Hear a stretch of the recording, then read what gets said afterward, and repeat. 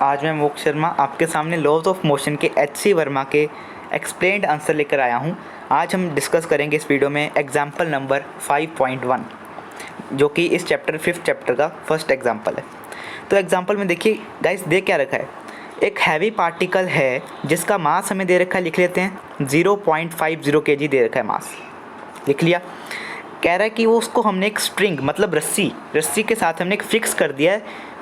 जो रस्सी है उसको हमने रूफ, जैसे हम कहते हैं घर की छत होती है ना, उसे रूफ कहते हैं, उसके साथ हमने उस स्ट्रिंग को अटैच किया है। और स्ट्रिंग के साथ क्या अटैच है हमारा, ऐसा सर्कुलर ब्लॉक जैसे इमेज में दिखा रखा है डायग्राम के अंदर, देखो ध्यान से, जिसका मास है 0.50 kg।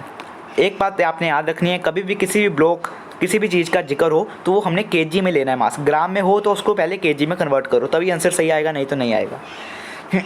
तो हम क्या करेंगे, फ्री बॉडी डायग्राम, हमने कहा था लॉज ऑफ मोशन में सबसे पहले FBD ही हमारा गुरु है।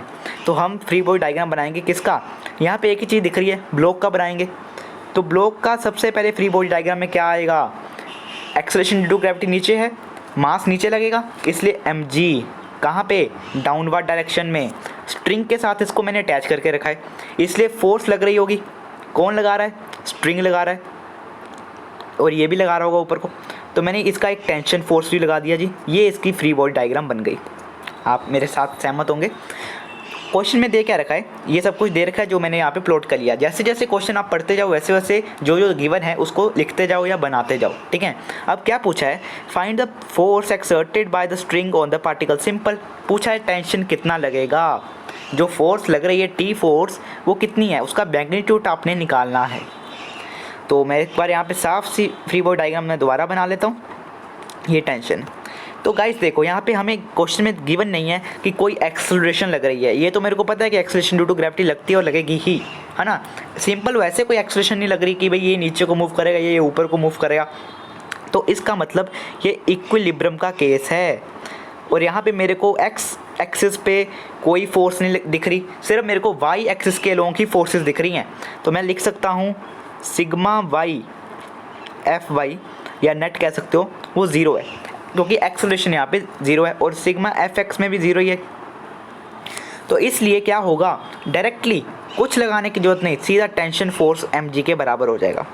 mg का वैल्यू हम निकाल लेंगे कैसे, मास का वैल्यू मेरे को दे रखा है क्वेश्चन में 0.50 kg इंटू जी का वैल्यू हम 10 मान लेते हैं अप्रोक्सीमेटली, लेकिन क्वेश्चन में इस बार गिवन है कि 9.8 लो, तो इसलिए हम 9.8 लेंगे। कैलकुलेट करके आपको वैल्यू यहाँ पे लिखी हुई है ऑलरेडी, कितनी 4.9, तो इसका आंसर आ जाएगा टेंशन का 4.9 न्यूटन। आप यहाँ पे कैलकुलेशन देख सकते हो, ठीक है।